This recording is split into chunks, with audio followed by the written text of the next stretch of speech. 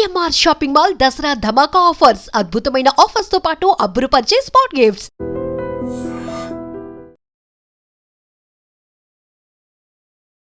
Welcome to iDream media. So జనరల్గా paracetamol ఎక్కువగా use చేస్తూ ఉంటాం. ఏ నొప్పులు వచ్చినా కాస్త ఫీవర్ వచ్చినా పారాసిటమాల్ వాడుతూ ఉంటారు. ఇది సేఫ్ డ్రగ్ అయినా పారాసిటమాల్ వాడకం మీద అనేక రకాల అపోహలున్న నేపథ్యంలో అసలు డాక్టర్లు దీని గురించి ఏం చెప్తున్నారు వివరాలు తెలుసుకుందాం. మనతో పాటు ప్రముఖ internal medicine specialist doctor Rajesh Ukkala గారు ఉన్నారు. డాక్టర్ గారు నమస్తే అండి. నమస్తే మా. చిన్నపిల్లల దగ్గర నుంచి అందరికీ పారాసిటమాల్ ఇస్తారు. ఎందుకు అప్పుడప్పుడు పారాసిటమాల్ సైడ్ ఎఫెక్ట్స్ ఉంటాయి అని చెప్తూ ఉంటారు. ఈ మధ్య ట్రంప్ కూడా దాని గురించి మాట్లాడడం జరిగింది.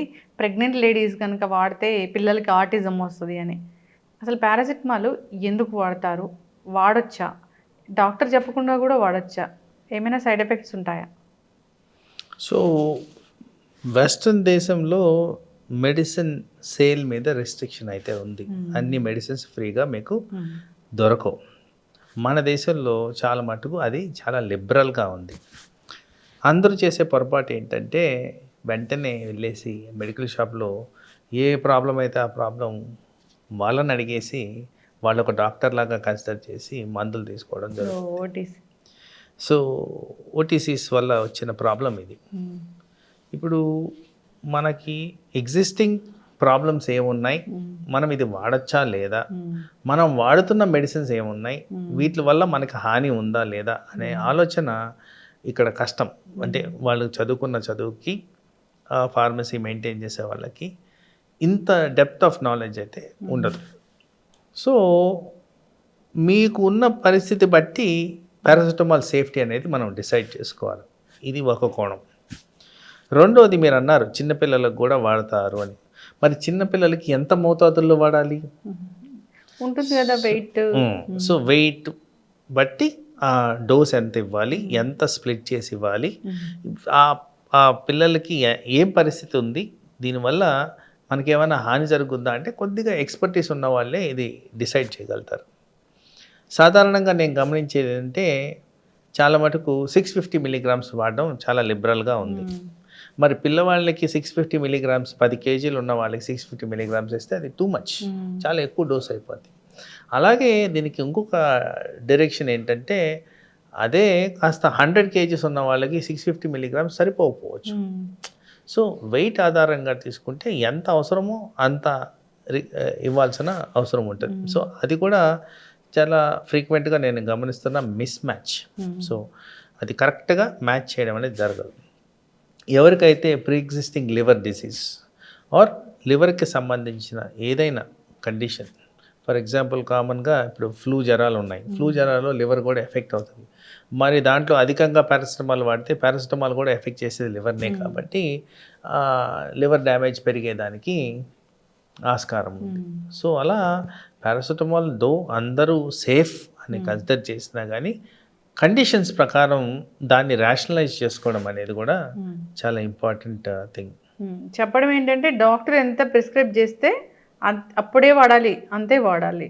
సో మేము ఎప్పుడు తలనొప్పి వచ్చినా బాడీ పెయిన్స్ వచ్చినా వెళ్ళి పారాసిటమాల్ ట్యాబ్లెట్ కొని తెచ్చి వేసుకోకూడదు అనేది ఇక్కడ చెప్తున్నాను. అంటే అక్కడ ఇంకొక డైమెన్షన్ ఉంది దానికి. జనరల్గా పారాసిటమాల్ కాంబినేషన్స్తో ట్యాబ్లెట్స్ వస్తున్నాయి.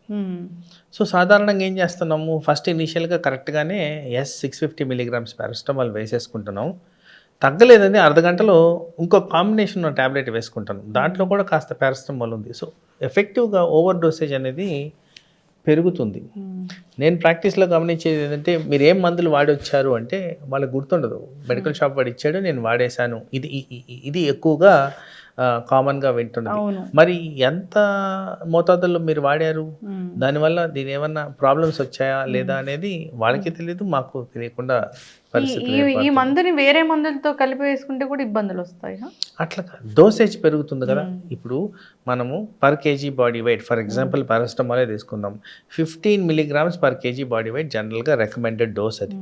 సో ఒక 650 మిలీగ్రామ్స్ డోస్ వేసుకొని అర్ధగంటలోనే మళ్ళీ ఇంకొక 375 మిలీగ్రామ్స్ వేసుకున్నారు అనుకోండి, మరి ఆల్మోస్ట్ టుగెదర్ అది 1000 మిలీగ్రామ్స్ అయిపోతుంది.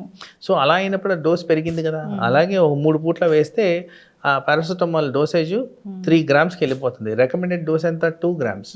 సో హై లెవెల్కి వెళ్ళినప్పుడు టాక్సిటీ అనేది దారితీస్తుంది కదా. అవును, ఎస్, చక్కగా చెప్పారు డాక్టర్ గారు. సో ఏదైనా కానీ ఇప్పుడు రకరకాల మెడిసిన్స్, ఇప్పుడు ఈ పారాసిటమాల్ ట్యాబ్లెట్ షీట్ అనేది ప్రతి ఇంట్లో ఉంటుంది. సో ప్రతి దానికి కూడా వాడుతూ ఉంటారు. నిజంగానే ఏదైనా అప్పుడప్పుడే స్టార్ట్ అయింది అన్నప్పుడు అలాంటి వాటికి కూడా వాడి దాన్ని క్రానిక్ చేసుకునే సిచ్యువేషన్స్ కూడా మనం చూస్తాం. మోకాలు నొప్పులు కానీ, బాడీ పెయిన్స్ కానీ, ఇంకే హెడేక్స్ కానీ, ఏదైనా కానీ. ఎస్, సేఫ్ డ్రగ్ ఇదైతే. Ideally safe drug. నేను రికమెండ్ చేసిన లెవెల్స్లో చూసుకుంటే అది ఇన్అప్రోపరియేట్గా వాడినప్పుడే దానివల్ల డ్యామేజ్ అనేది జరుగుద్ది. కోవిడ్లో కూడా దీన్ని ఎక్కువ వాడారు కదా డాక్టర్. ఎస్, ఓవరాల్గానే దాని యూసేజ్ అబ్నార్మల్, ఓవర్ యూసేజ్ కూడా ఉంది. ఎస్, చక్కటి ఇన్ఫర్మేషన్ అండి. పారాసిటమాల్ వాడచ్చు డాక్టర్ ప్రిస్క్రైబ్ చేసినప్పుడు, దానికి తగిన మోతాదు మనకు తెలిసినప్పుడు. సో అందరూ కూడా జాగ్రత్తలు తీసుకోవాలని కోరుకుందాం. ఒక మందు వాడేటప్పుడు ఖచ్చితంగా మెజర్స్ అనేవి పాటించాలి. డాక్టర్ గారు ఏదైనా ఒక ట్యాబ్లెట్ అసలు జనరల్గా ఇదే పారాసిటమాల్ అనే కాదు, వాటర్ క్వాంటిటీ ఎంత ఉండాలి అంటే అసలు తీసుకునే విధానం ఏమైనా ఉంటుంది? ట్యాబ్లెట్ వేసుకునే విధానం, తిని వేసుకోవాలా, తిని కాసేపు ఆగి వేసుకోవాలా, అట్లా ఏమైనా ఉంటుందా? సో జనరల్గా most of the tablets, almost 70 to 80% of the tablets after meal వేసుకోమని చెప్తాం. సో ఇక్కడ ఐడియా ఏంటంటే ప్రతి ట్యాబ్లెట్లో కెమికల్ అనేది ఉంటుంది. కెమికల్ అనేది ఇరిటెంట్ మనకి. సో ఆ ఇరిటేషన్ తగ్గించడానికి, గ్యాస్ ట్రబుల్ తగ్గించడానికి అలా ఫుడ్ తర్వాత వేసుకోమని అనేది చెప్తాం. కొన్ని కండిషన్స్లో, ఫర్ ఎగ్జాంపుల్ థైరాయిడ్, ఎప్పుడు కూడా ఎంటీ స్టమక్ మీద వేసుకోమని చెప్తాం. లిమిటెడ్ అమౌంట్ ఆఫ్ వాటర్ తీసుకోమని చెప్తాం. సో అలా ఇన్ జనరల్ ఆఫ్టర్ ఫుడ్ వేసుకునే వాటిల్లో ఇంత క్వాంటిటీ వాటర్ తాగాలి అనేది అయితే లేదు. కానీ మీకు కంఫర్టబుల్గా ఉన్నంత, గొంతులో దిగడానికి ఎంత అయితే కంఫర్ట్ ఉంటుందో ఆ విధంగా దాన్ని వేసుకోవడంలో తప్పు లేదు. అయితే ఫుడ్ తిన్న వెంటనే వేసుకోవచ్చు ఏ ట్యాబ్లెట్ అయినా కానీ. ఎస్. సో ఏదైనా ఫుడ్స్ అవాయిడ్ చేయాలి, ఇప్పుడు మిల్క్ తాగాక ట్యాబ్లెట్ వేసుకోకూడదు అట్లా ఉంటుంది. చాలా మంది టీతో కూడా ట్యాబ్లెట్ అంటే వేసుకుంటారు. టైప్ ఆఫ్ ద ట్యాబ్లెట్ బట్టి ఉంటుందండి. ఇప్పుడు జనరల్గా మీరు చూస్తే మేమందరం చెప్పేది alcohol mismatch, coffee, tea mismatch, ఇవన్నీ కూడా they are stomach irritants.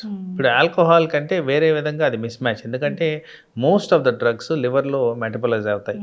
Alcohol కూడా వెళ్ళి ఆ లివర్నే డ్యామేజ్ చేస్తుంది. కాబట్టి ఆ రెండు టుగెదర్ తీసుకోవద్దు అని చెప్తాను. చాలా మటుకు డ్రగ్స్కి ఆల్కహాల్తో కాంట్రాడిక్షన్ ఉంటుంది.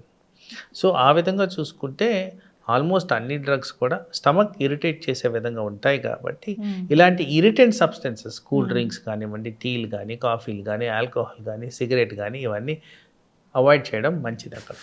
చక్కగా చెప్పారు డాక్టర్ గారు. ఏదేమైనా కానీ మందులు ఎంత సేఫ్ మెడిసిన్ అయినా ఎంతో కొంత సైడ్ ఎఫెక్ట్ ఉంటుంది. డాక్టర్ చెప్పినప్పుడు అవసరం ఉంటే దాన్ని వాడుకుంటే మంచిది. అందరూ ఫాలో అవ్వాలని కోరుకుందాం. ధన్యవాదాలు. నమస్తే.